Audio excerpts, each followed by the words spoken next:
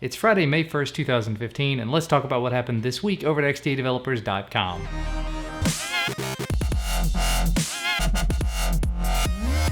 First up, a bit of a deal alert / availability notification. A new variant of the ASUS ZenFone 2 has shown up on Flipkart for just under 30,000 rupees, which equates to about $470. This version has the same 2.3 GHz Intel processor as all the others, 4 gigs of RAM like some of the others, but it has 128 gigs of built-in storage. Now you're talking. It's listed as coming soon on Flipkart, so do keep an eye out for it, and if you're the kind of person who prefers loads of internal storage, this one's probably for you. Speaking of the ZenFone 2 though, ASUS has announced they're having a launch event here in the States on May 18th in New York City. There is a contest going on right now to win one of 50 available tickets for the event and a free phone. All you have to do is fill out a form, they've got it linked to through Google+, and follow some of their social media accounts, and if you win, you will have to find a way to get yourself to New York because they're just giving away tickets to the event, no travel expenses or anything covered. But still, if you're anywhere around the New York area, or if you can get there easily, definitely worth taking a chance to try to get a free phone out of it. And speaking of events, this week LG held an event unveiling the G4. In a lot of ways, it seems to address a lot of the issues that people are having with this latest generation of flagship devices. It has a removable massive battery, a micro SD card slot, a really fast camera that's supposed to be quite decent in low light, and a nice build quality. So here's hoping that I get a chance to review it at some point. I do believe it releases in June, and if you want more details on the event and the device itself, links down below. Moving on to some updates, this week HTC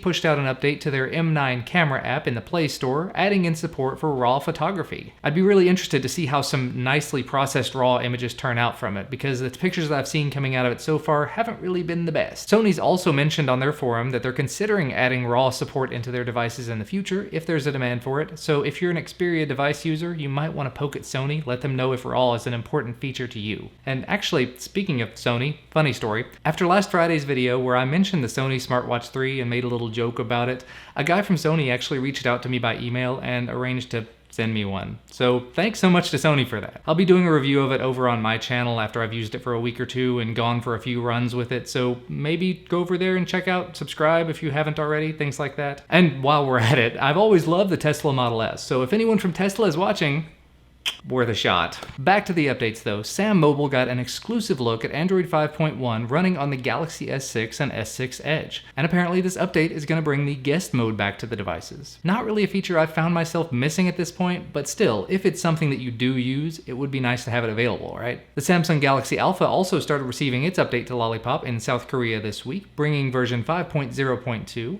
XDA-recognized developer Herna managed to mirror the update, which comes in at a whopping 1.3 gigabytes, so do make sure to check out the forum thread for download links. It should just be a matter of time before the rollout expands to other areas as usual, but if you just can't wait, there's a download link available. Now on to some stories from the forum. XDA senior member Victor GJ is apparently very close to getting Android Wear running on the Samsung Gear 2. So if you have that device, maybe you want to help him out, head on over to his thread. Chainfire also released an update to the beta version of Super SU, bringing it to version 2.49, and he says that it fixes some SE Linux stuff on newer 5.x firmwares. The post on the portal mentions it also has a fix in it for audits on the Galaxy S6, so if you're a user of the beta version of Super SU, it might be a good time to update. And XDA-recognized developer Flintman somehow managed to get Lollipop version 5.1.1 ported over to run on the HP touchpad, which is absolutely ridiculous. There are a few items in the not working / buggy list, so do make sure to read through his forum thread before you flash it to your device, but still, it's Lollipop. That's awesome. And back over on the portal, Amir wrote an article about flash sales, why companies do them, and what you might want to know about them, so make sure to check that out. Matthew also linked to a post from Steve Kondik over on the OnePlus forum talking about some of the issues they've had with rolling out CyanogenOS 12. And also, since the G4 was unveiled earlier, as I mentioned, a forum for it was created. And as usual, 3 other videos were posted to XDA TV this week. TK did an Expose Tuesday talking about a couple of mods you can use to modify the built-in email client. Then he showed you how to root the Moto E 2015 and unlock its bootloader. And then he did an app review of Launcher 10. But you know what? That's going to be about all from me for today. You can find the links to all the stories that I talked about down in the video description as usual, as well as the links to my YouTube channels. Remember, if you like this video, please do hit that like button down below the video. We definitely appreciate it. And subscribe to receive more videos when they become available. Thank you guys so much for watching, and I will see you next time.